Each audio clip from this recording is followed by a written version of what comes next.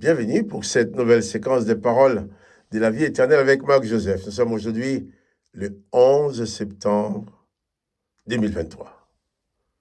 11 septembre 2023, encore un jour de grâce que Dieu nous donne. Un jour que nous allons vivre dans la présence de Jésus-Christ. Et je suis venu te dire, quelles que soient les circonstances que tu vas rencontrer dans cette journée, pas de panique. Pas de panique. Jésus-Christ est avec toi parce qu'il l'a promis. Jésus-Christ a dit pour toi, je suis avec toi tous les jours jusqu'à la fin du monde. Et cela, personne ne peut l'empêcher. C'est pour cela, chaque matin, autant que Dieu me prête vie, autant que Dieu me donne la possibilité, je viendrai te les répéter, parce qu'il ne faut jamais l'oublier. Si tu oublies la présence de Jésus-Christ dans ta vie, tu vas tomber dans la panique. Tu vas quelquefois baisser les bras.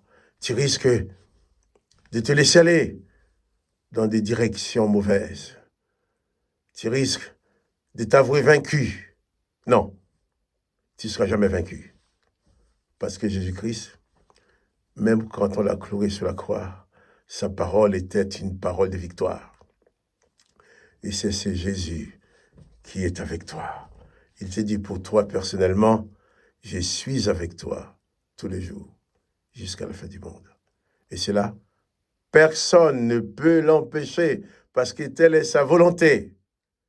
Il te suffit à toi aussi de mettre ta volonté à profiter de cette présence, à jouir de cette présence, à bénéficier de cette présence de Jésus dans ta vie, qui t'accompagne à tout moment. À toi de prendre conscience qu'à chaque instant, du jour ou de la nuit, dans les moments faciles ou difficiles, Jésus-Christ est présent, présent avec toi, pour t'accorder sa grâce. Oh, que son nom soit béni. Car comme j'ai dit toujours, je ne connais pas les événements qui vont se dérouler dans ta journée. Mais je connais une chose, c'est que Jésus-Christ a promis de t'accompagner. Dans sa promesse, il est avec toi tous les jours, jusqu'à la fin du monde. Et je vais lire avec toi dans l'Évangile qui nous parle de Jésus. L'Évangile de Marc. Marc chapitre 14, nous étions. Hier, nous avons parlé, nous avons lu le verset de la Bible qui nous parle comment les gens sont venus pour arrêter Jésus. Ils sont arrivés accompagnés de Judas. Ils étaient armés de bâtons, d'épées, comme s'ils venaient chercher un brigand. Mais Jésus n'avait pas de bâton, Jésus n'était pas là pour se battre avec eux. Au contraire, Jésus venait de faire le plein d'énergie dans la présence du Père, dans la prière. Et toi aussi, tu as besoin, de même, j'ai envie de dire, de même, tu as besoin de faire le plein de ta voiture pour le faire rouler. Tu as besoin de faire le plein d'énergie du Seigneur Jésus dans ton esprit pour pouvoir bien fonctionner, dominer les choses de ce monde. Jésus venait de prier. Et ils sont venus pour l'arrêter comme ça. Je vais lire à partir du verset 44. Celui qui les livrait leur avait donné ce signe. Celui que je baiserai, c'est lui. Saisissez-les et amenez-les sûrement.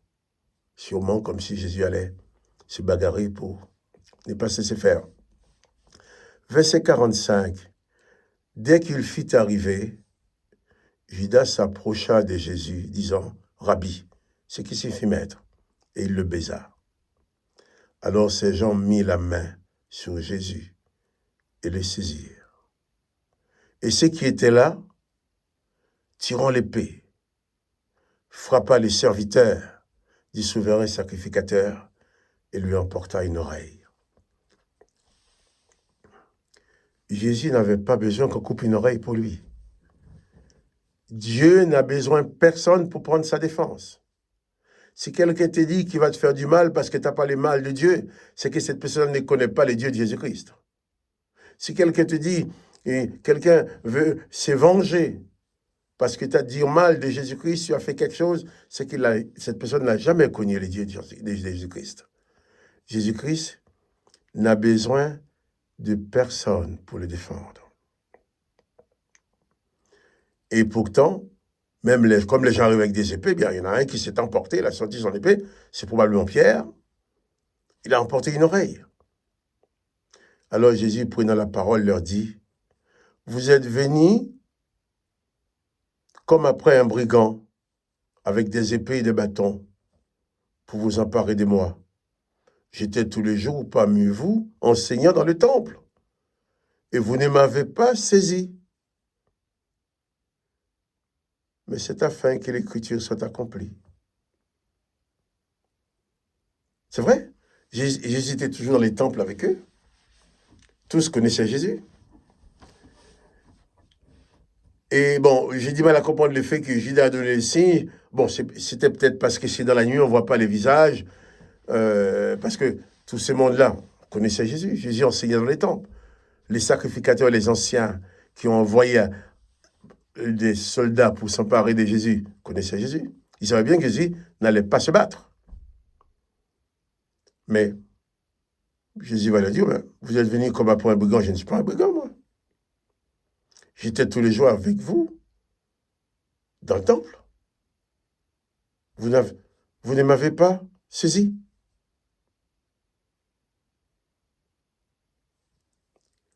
Jésus-Christ n'est pas venu dans le monde pour exercer de la vengeance, pour condamner, pour châtier. Il n'est pas venu dans le monde pour nous apprendre à haïr nos ennemis. Il n'est pas venu dans le monde pour nous apprendre à nous venger, à frapper plus fort que l'autre. Au contraire, Jésus est venu nous annoncer la paix. Il est venu nous dire que chaque homme, chaque femme peut vivre avec sa paix, peut vivre avec la paix dans son cœur. Et Jésus-Christ va me dire dans Jean 14, Jean chapitre 14, il dit, « Je vous donne la paix, je vous laisse ma paix. » Et il ajoute, « Je ne vous la donne pas comme le monde donne, mais que votre cœur ne se trouble et ne s'alarme point. » Ils sont venus se saisir du maître, comme s'il s'agissait d'un brigand. Mais le maître n'a rien fait pour se défendre. Et j'insiste à dire, c'est si quelqu'un veut te dire qu'il veut te faire du mal pour venger Dieu, c'est que cette personne n'a jamais connu Jésus. Jamais connu Jésus. Oui. Un serviteur de l'Éternel peut dire que tu as fait telle chose de mal. L'Éternel dit de telles personnes, il faut les lapider, il faut les tuer. Mais Jésus n'a jamais demandé de tuer les pécheurs. Il n'a jamais demandé de détruire celui qui a fait du mal. Jésus n'a jamais maudit ceux qui disaient mal de lui. Jésus n'a jamais maudit ceux qui l'ont tué. Donc, si tu veux maudire quelqu'un, ce n'est pas dans le nom de Jésus. Si tu veux faire du mal à quelqu'un parce qu'il a parlé au nom de ton Dieu, c'est que ton Dieu n'est pas Jésus-Christ. Ton Dieu n'est pas le Père de Jésus-Christ. Dieu n'a besoin de personne pour le défendre, car tout lui est possible. Jésus n'a besoin de personne pour le défendre. On s'est emparé de lui parce qu'il s'est donné. La preuve, il disait même à Judas, il va faire ce qu'il a à faire. Il savait que Judas allait les livrer.